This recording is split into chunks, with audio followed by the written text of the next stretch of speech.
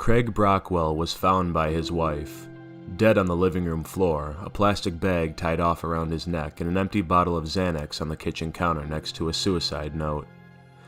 My initial external examination of the body revealed no indications of a physical altercation with another person. Skin deep, the evidence was consistent with suicide by pills and suffocation. I was prepared to judge it as such when Detective David Franklin requested an autopsy. "It just doesn't sit right with me," said David. "I mean, this guy, he had it all. Pulling in millions, kid's a superstar on the ball court, wife's a knockout, and then he goes and offs himself." I frowned.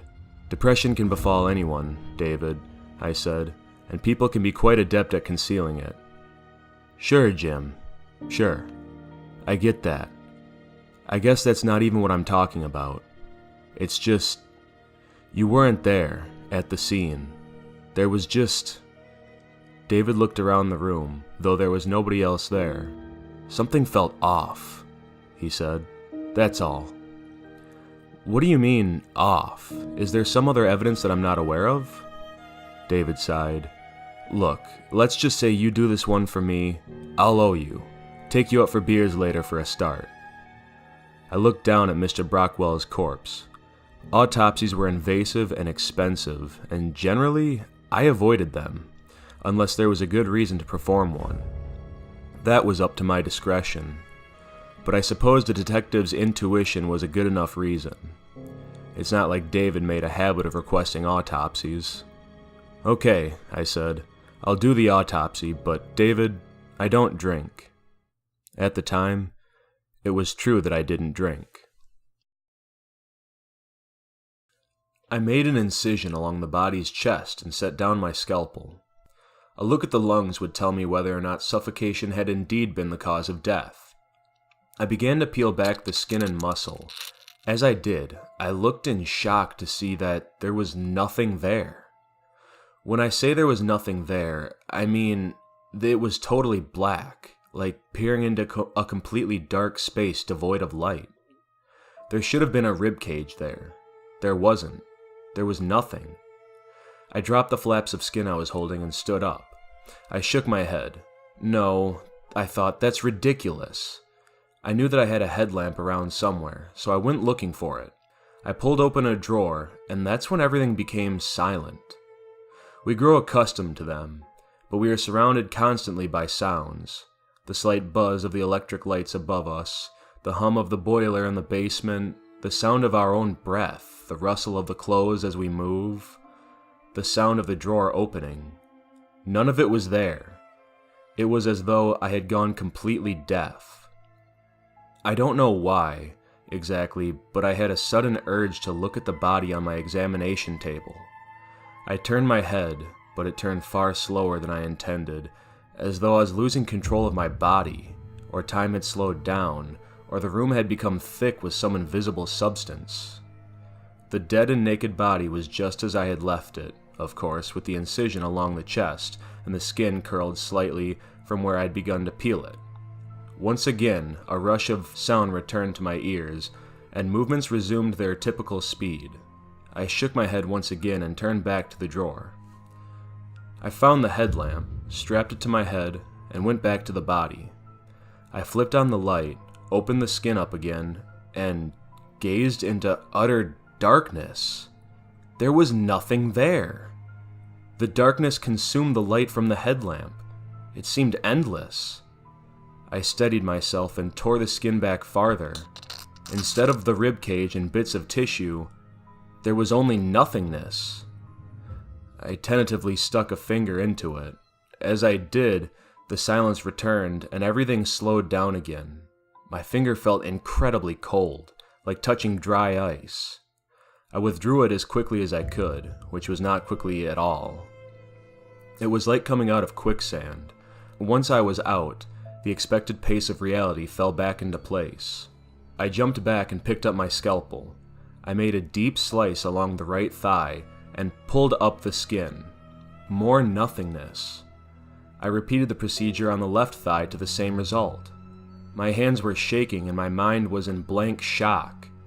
My mind was as empty as the body in front of me. Nothing could explain this. I walked around to the head and made a cut around the circumference of the crown. I peeled the flesh away, and there was nothing. As I stared into it, I froze. I stood holding the severed scalp, staring into the nothingness, unable to do anything else. I don't know how long I was in that state, but the sound of David's voice snapped me out of it sometime later. "How's it going down here, Jim?" I dropped the piece of dead flesh and hair that I had been holding on to and turned to look at David. "This is very bizarre. I have never seen anything like this. I can't explain it." "And how is that?" asked David. I pointed to the body. "Just look," I said. David walked across the room and peered into the darkness. "What the fuck?" he whispered. "I don't know," I said. "I don't know."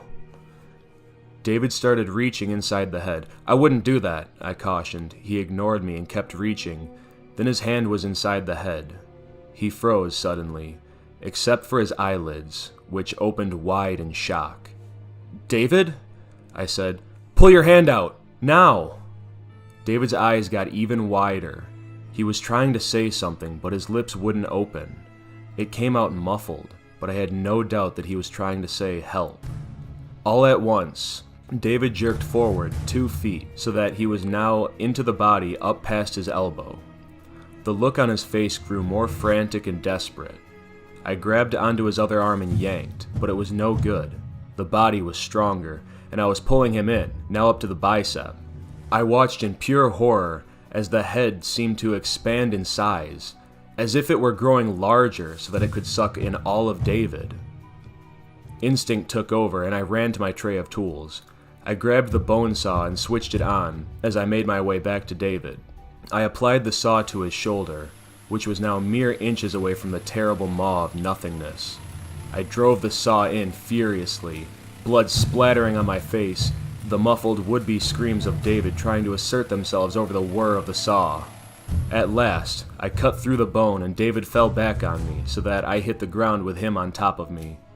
I could see the last of the severed arm disappear into the nothingness. Now that his lips would open again, David was wailing in agony. I rolled over from under him and went to work on cauterizing the wound, praying that he wouldn't die. I paused long enough to dial 911 and explained that I need help over the speakerphone function as I performed the surgery. I sat by the hospital bed until David regained consciousness. He looked at me with terrified eyes and grabbed my wrist with his remaining hand, his fingernails digging into me. "I saw it," said David. "I still see it. Nothing. That is what I am, and that is what you are. Everything is nothing." I broke free from his grip. "That's absurd," I said. "I don't know how to explain the body, but I know that I'm not nothing." David started laughing then. I left him at the hospital, went home, and had my first drink in 2 years. I knew that it was a horrible mistake, but I did it anyway, to wash away the horror. When I was drunk enough, I resolved to return to the morgue, determined to burn Craig Brockwell's body. I got into my car, like a monster, and drove, weaving across the road. When I arrived, I flung the door open, my mind and body overtaken by the alcohol. I looked into the room, and even through my drunken haze, it registered that something was very wrong. The body was gone. Craig Brockwell's attempted autopsy happened 10 years ago. For a year afterward, I drank. I lost my job, refusing to return back to work. I burned through my savings, and by the end of the year, I had hit rock bottom, as it's called. That was shortly after Detective David Franklin committed suicide. Now I have my life back together. I still have nightmares, but for the most part, I've put the incident behind me. I have a loving family and a new career. I cannot express how grateful I am for this new life, but yesterday, I saw something. I left my office at 5 p.m. as usual, and I walked across the parking lot to my car. I got in, started it up, and checked my rear view mirror. Standing there was a man. It was unmistakably David Franklin. I turned my head to look out the back window. He was still there. He opened his mouth, and there inside was endless darkness. The world grew silent, and I watched, unable to move as he lifted his only arm and pointed a finger at me. Then, he turned and walked away.